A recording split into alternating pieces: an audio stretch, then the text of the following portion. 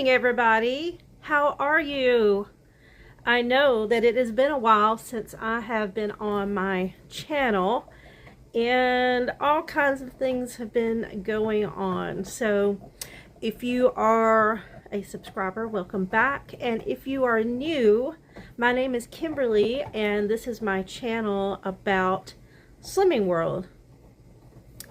So I have not been as consistent with the plan and with doing my videos as I used to be, but I decided today it was time to sit down and share a few things about what's going on in my life and what my plans are with my Slimming World journey. I don't like to use the word journey, and I don't like to use the word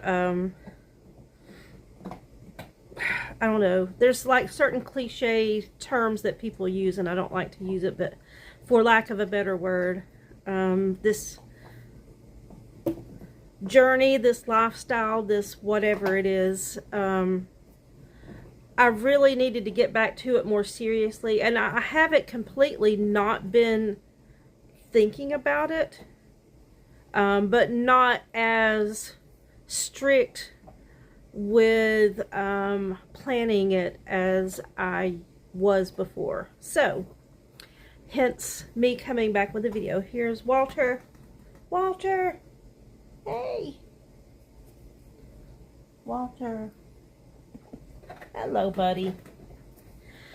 So okay, what has been going on? I will first of all, I think the last time I talked to you guys, I had just left, not long, been away from the school bus. I was a school bus driver, and I had not long been away from that. I had decided to try to work with the post office as a carrier. Okay, so I'll say this. First of all, it was a drastic change from how I was working as a bus driver to how I was working as a rural carrier. If you know anything about it, rural carriers are working a lot. And as a school bus driver, you know, you drop off in the morning, your day is open, then you come back in the afternoon, and then you're off on holidays, you're off in the summer, all of this stuff. So it was quite a change, but I was willing to do it. I was trying to put myself in a better position, and I was going through the process. I had gone to the formal training, and then you're put into the post office, and you start practicing, not practicing, but you have a few days where they're kind of weaning you onto the route that you're going to be doing as you're being the main backup for somebody, but you also will do other routes. So I was in that process. I'm not going to say it was easy. It was not easy. The post office doesn't just deliver mail now, they also deliver packages, and I think the introduction of packages has really changed the way that the mail system works. So you're not just driving down the road and putting mail in mailboxes, you're also having to stop at homes and businesses to deliver packages to them. So I was going through that process. I had one day there was like torrential rain everywhere, and we're rural, so you're having to go out driveways that are questionable, and you're obviously getting soaking wet because you're delivering mail in the rain. And so that was one thing. Trying to one of the problems is people don't put numbers on their mailboxes, so it was hard doing that. But anyway, on Sundays, when mail is not delivered, they still deliver packages. The post office has a contract with Amazon to deliver Amazon packages on Sundays. So this particular Sunday, I was delivering. Now, the thing about Sundays is you have a scanner that you've scanned all the packages in, and it puts you onto a route.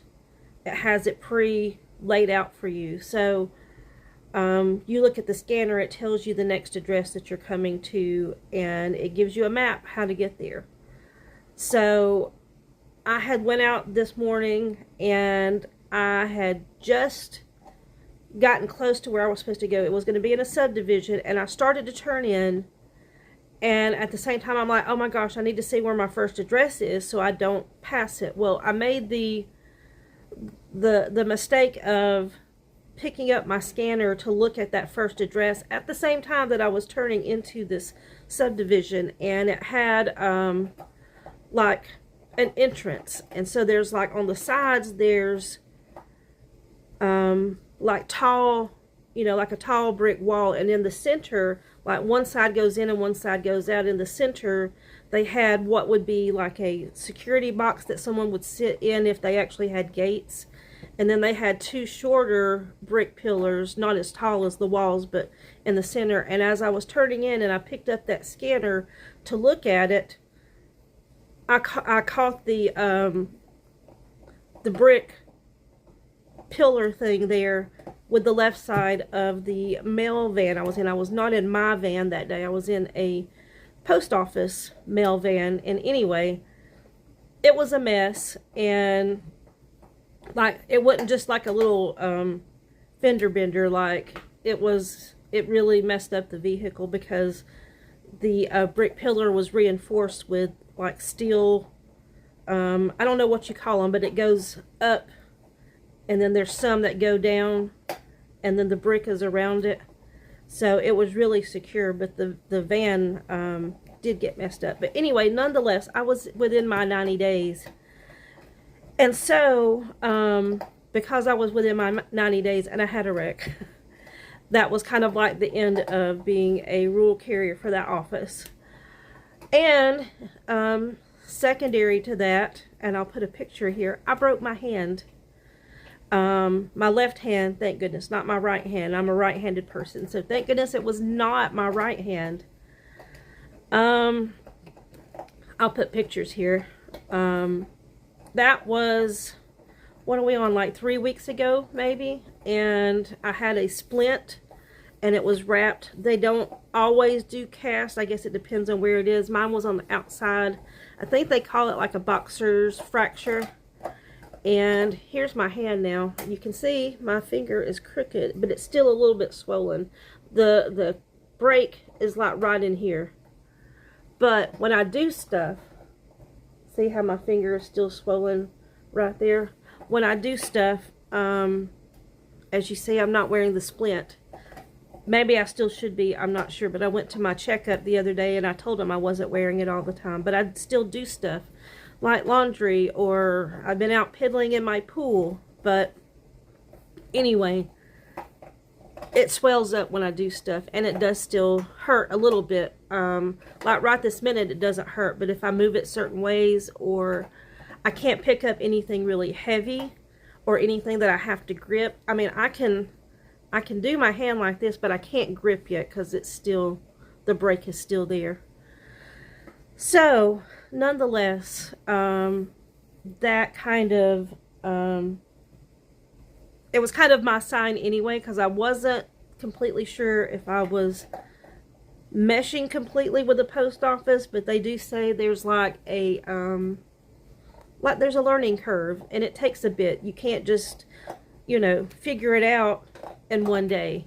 So I was trying to give it a chance, but I still wasn't feeling like, was I really completely meshing with this new job. So anyway, nonetheless, after all of that happened, I went back and reapplied back to my old position as a school bus driver. And as far as I know, as of now, I do have a route. I think they were just waiting for the board approval. So that's where I'm at. So I haven't been able to do as much because of my hand. Also, unfortunately, earlier this week, one of my dogs, and I don't know that you guys have seen her because she is an outside dog. She goes between my house, my cousin across the street, and my dad that lives down the road.